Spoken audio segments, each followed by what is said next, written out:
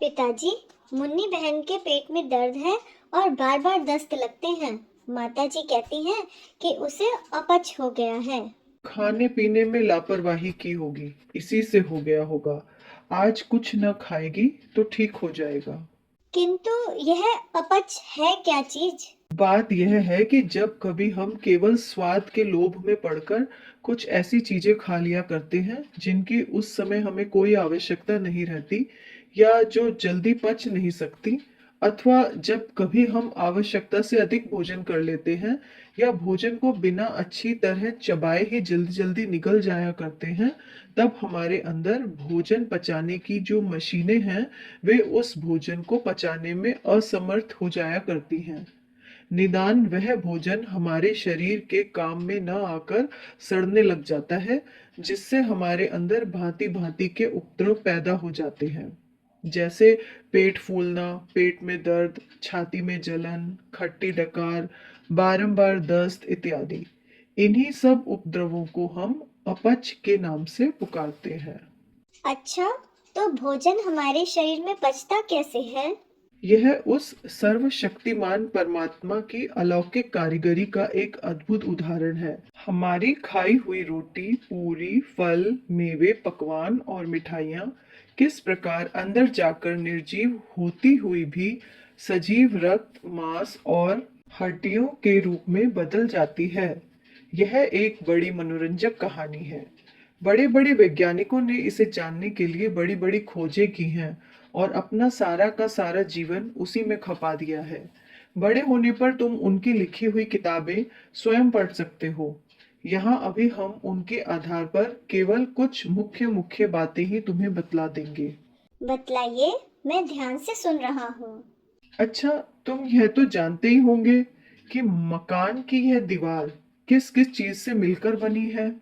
जी हाँ, ईंटों को जोड़ जोड़ कर बनाई गई है। हाँ, ठीक है। उसी प्रकार हमारा शरीर भी अत्यंत नन्ही नन्ही ईंटों को जोड़कर बनाया गया है। हमारे शरीर की ईंटें इतनी सूक्ष्म हैं कि बिना अणुवीक्षण यंत्र के देखी नहीं जा सकती। ये ईंटें कई आकार की होती हैं, कोई छोटी, कोई लंबी, कोई पतली, कोई मोटी, कोई चिपटी और कोई उभरी हुई। दीवार की ईंटों से हमारे शरीर की ईंटों में एक बहुत बड़ा अंतर यह भी है कि दीवार की ईंटें निर्जीव होती हैं और हमारे शरीर की ईंटें सजीव होती हैं तथा उनमें अपना अपना काम करने की समझ भी होती है। विद्वानों ने इन ईंटों का नाम सेल या कोषाणु रखा है। इन्हीं कोषाणुओं के बढ़ने और पुष्ट होने से हमारा शरीर बढ़ता और पुष्ट होता है और इन्हीं के क्षीण होने से हमारा शरीर क्षीण और दुर्बल हो जाता है। अस्तु, जिन जिन तत्वों से ये कोषाणु बने हैं और जिनसे ये कायम रह सकते हैं, उन्हीं को समय समय पर आवश्यकता अनुसार शरीर में पहुंचाते रहना हमारे भोजन का एकमात्र उद्देश्य है। किन किन तत्वों से ये कोषाणु बने हैं? ये कोषाणु प्राय 16 प्रकार के मूल तत्वों से बने पाए जाते हैं, जिनके नाम ये हैं: कार्बन, नाइट्रोजन, हाइड्रोजन, ऑक्सीजन, गंधक, phosphorus, sodium, potassium, calcium, magnesium, lithium, fluorine, chlorine, iodine, silicon तथा लोहा। इनमें से प्रथम चार तत्व हमारे मांस के कोषाणुओं को बनाने और बढ़ाने का काम करते हैं। उन चारों के रासायनिक मेल से एक यौगिक पदार्थ बन जाता है, जिसे अंग्रेजी में प्रोटीन कहते हैं। हम उसे मांस पोषक पदार्थ कह सकते हैं, क्योंकि उसके द्वारा हमारे मांस की वृद्धि तथा पुष्टि होती है। शेष 12 तत्व हमारे अंदर रक्त, हड्डी तथा शरीर के अन्य भागों को बनाने में काम आते हैं। इनके भी अलग अलग मेलों से अलग अलग यौगिक ग्रुप बना करते हैं, जिन्हें विद्वानों ने 4 श्रेणियों में बांट कर रखा है। उनके नाम हैं चिकनाई वाले या वसा जातीय पदार्थ, कार्बोज या माड़ी की जाति वाले पदार्थ और खनिज पदार्थ जिनमें कई प्रकार के क्षार या नमक शामिल हैं, और चौथा जल। तो क्या यही सब चीजें हमारे भोजन में भी पाई जाती हैं? हाँ, अलग अलग खाने की चीजों में ये पदार्थ अलग अलग मात्रा में मौजूद रहते हैं। जैसे दूध का छेना, दही, खोआ, मटर, सेम के बीज, मूंग, उड़द, अरहर तथा सोयाबीन आदि में प्रोटीन की मात्रा अधिक होती है। घी, तेल और मक्खन आदि में वसा जातीय पदार्थ अधिक होता है। आलू, चावल, चीनी, साबूदाना और अरारोट आदि में कार्बोज अर्थात माड़ी वाले पदार्थ की अधिकता रहती है। इसी प्रकार शाक और हरी तरकारियों में खनिज पदार्थ अधिक होते हैं और जल तो स्वयं अपने असली ही रूप में पिया जाता है तथा ताजे फल, शाक एवं दूध से भी वह पर्याप्त मात्रा में मिल सकता है। इसके अतिरिक्त एक प्रकार की चीज और है जिसका हमारे भोजन में होना बहुत जरूरी है और जिसके बिना हमारे शरीर का काम नहीं चल सकता है। वह क्या है?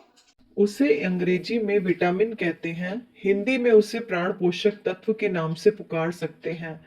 जिस प्रकार ईंट, गारा, लोहा, लकड़ी सब मौजूद रहते हुए भी बिना मिस्त्री, मजदूर और राजगीरों के कोई मकान नहीं खड़ा किया जा सकता, उसी प्रकार शरीर में भोजन द्वारा संपूर्ण आवश्यक तत्वों के पहुंच जाने पर भी बिना इन विटामिनों के उनका कोई उपयोग नहीं किया जा सकता।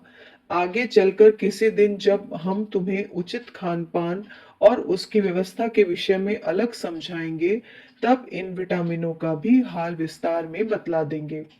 अभी यहाँ तुम इतना समझ लो कि ये विटामिन भिन्न भिन्न खाद्य वस्तुओं में अब तक कुल 6 प्रकार के पाए गए हैं और इनके अभाव में शरीर की बाढ़ बिल्कुल रुक जाती है तथा उसमें कई प्रकार के रोग भी पैदा हो जाते हैं। इनकी उपस्थिति वस्तुओं की ताजी और स्वाभाविक अवस्था में ही सबसे ज्यादा पाई जाती है, किंतु आग में गर्म करने, सुखाने या मसाला लगाने से ये या तो बिल्कुल नष्ट हो जाते हैं या अधिकतर कमजोर पड़ जाते हैं।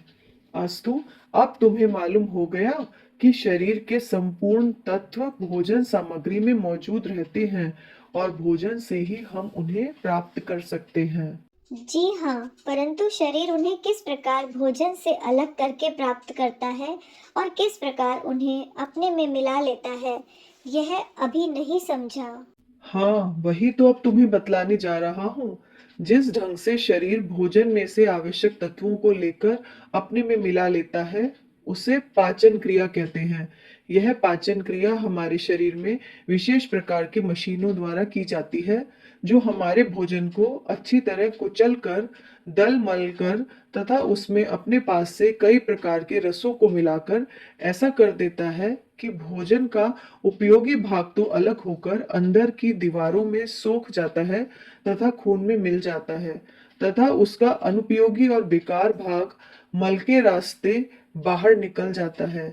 जो भाग खून में पहुंचता है उसका एक बार फिर से पाचन होता है और तब वह शरीर से बटकर जहां जिस तत्व की जरूरत होती है वहां जाकर मिल जाता है और शरीर को बनाने, कायम रखने या बढ़ाने का काम किया करता है। अच्छा, तो ये भोजन पचाने वाली मशीनें कैसी हैं और किस प्रकार इनका काम होता है? जरा इसे भी बतला दीजिए।